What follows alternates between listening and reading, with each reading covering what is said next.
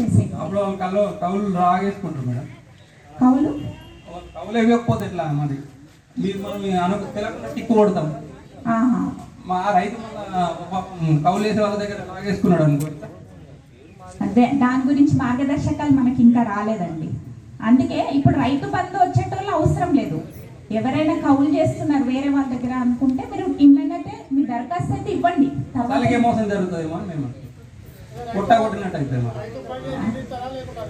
దాని గురించి ఇంకా మనకి మార్గదర్శకాలు ఏం రాలేదు. రెండో డౌట్ మేడం, ఇప్పుడు కరెంట్ బిల్ అంటుంది కదా, వేసవిలో ఎక్కి వస్తుంది, చలికాలం 200 లోపు వేస్తుంది, మరి దేని బేస్ తీసుకుంటుంది?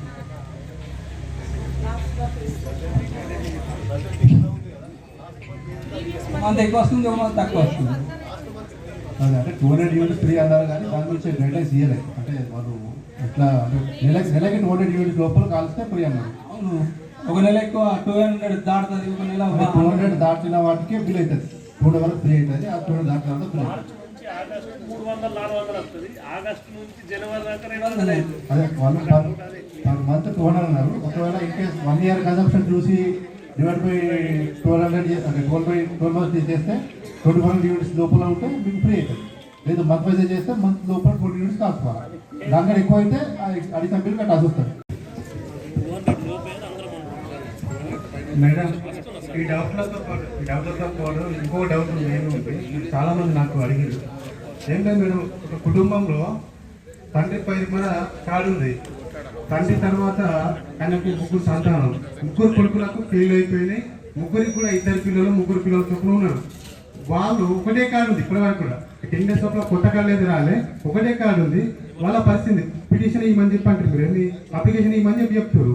అప్లికేషన్ ఇస్తే ఎన్ని కార్డుల కోసం ఇవ్వాలా? 3 కార్డుల కోసం, 3 కార్డుల కోసం ఇవ్వాలా, లేకపోతే ఒక కార్డు కోసం ఇవ్వాలా?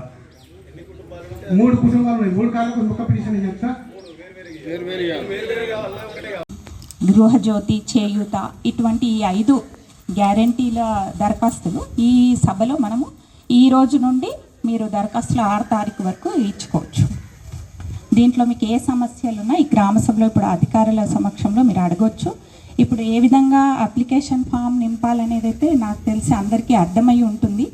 ఇక డొంకేశ్వర్లో చాలామంది అందరు చదువుకున్న వాళ్ళు ఎక్కువ ఉన్నారు కాబట్టి మీకు ఏం ఇబ్బంది ఉండదని నేను అనుకుంటున్నాను. అదేవిధంగా ఎవరైతే ఈ అప్లికేషన్ ఫామ్ నింపలేకపోతున్నారో మీ తోటి గ్రామస్తులకు కూడా కొద్దిగా సహాయం చేసి, అందరూ రేషన్ కార్డు లేదనుకోండి మామూలుగా ఒక తెల్ల కాగితం మీద దాన్ని కూడా చేసుకొని ఇవన్నీ తర్వాత స్క్రూటినీ చేయడం జరుగుతుంది. ఇప్పుడు మండలాధికారులు అంటే మీరు గ్రామస్తులందరూ మండలాల చుట్టూ తిరగకుండా ఇప్పుడు అన్ని శాఖల నుండి అన్ని అధికారులు ఇప్పుడు మన గ్రామానికి వచ్చారు కాబట్టి మీకు ఏ సమస్య ఉన్నా కూడా ఇప్పుడు అడగొచ్చండి. నాకు ఈ అవకాశం ఇచ్చినందుకు ధన్యవాదాలు. నమస్కారము. ఇది ఈరోజు ఈ ప్రజాపాలన సభ ఏర్పాటు చేయబడింది మన గ్రామంలో. ఇక్కడ ఈ ప్రజాపాలన సభలో మనము కొత్త ప్రభుత్వం వచ్చేసిన తర్వాత 6 గ్యారంటీలు ఏదైతే ప్రకటించారో మొదటి గ్యారంటీ ఆల్రెడీ మొదలైంది, అమలుకు వచ్చింది. అలాగే మిగతా 5 గ్యారంటీలకు సంబంధించి ఈ యొక్క దరఖాస్తులు ఇస్తున్నారు. ఈ దరఖాస్తు ప్రకారంగా ఈ ఊర్లో గ్రామస్తులందరూ కూడా ఇక్కడికి అన్ని డిపార్ట్మెంట్స్ సంబంధించినటువంటి అధికారులు, MRO, MPDO, agriculture officer, electricity board engineer గారు, అలాగే ఆర్ఐ గారు, ప్రతి ఒక్క డిపార్ట్మెంట్ నుంచి ఒక్కొక్కళ్ళు అధికారులు ఇక్కడికి వచ్చి ఉన్నారు కాబట్టి ప్రతి ఒక్కరూ వాళ్ళ యొక్క సమస్యలు ఏమన్నా ఉంటే ఈ యొక్క ఫారం ద్వారా నింపుకోగలరు. ఈ 5 గ్యారంటీలే కాకుండా ఈ 5 గ్యారంటీలు కూడా ఏంటంటే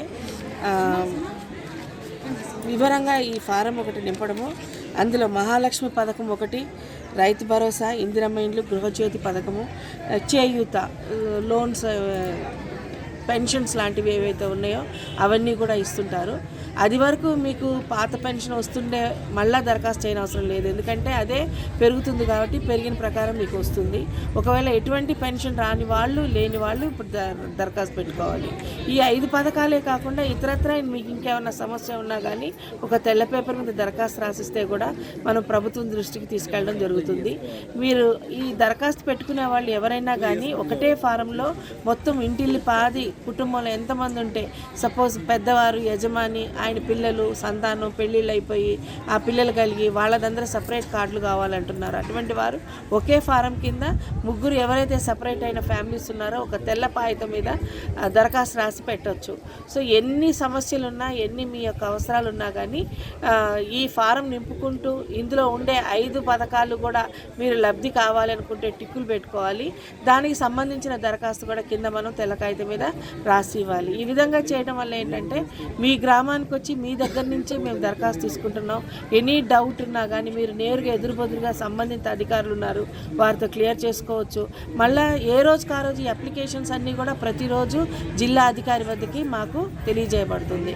ఈ యొక్క అప్లికేషన్స్ అన్నీ కూడా చాలా జాగ్రత్తగా ఆన్లైన్లో మనం ఎక్కించడం జరుగుతుంది. ఇవన్నీ కూడా ప్రతిదీ ప్రభుత్వానికి మనం తెలియజేస్తాము.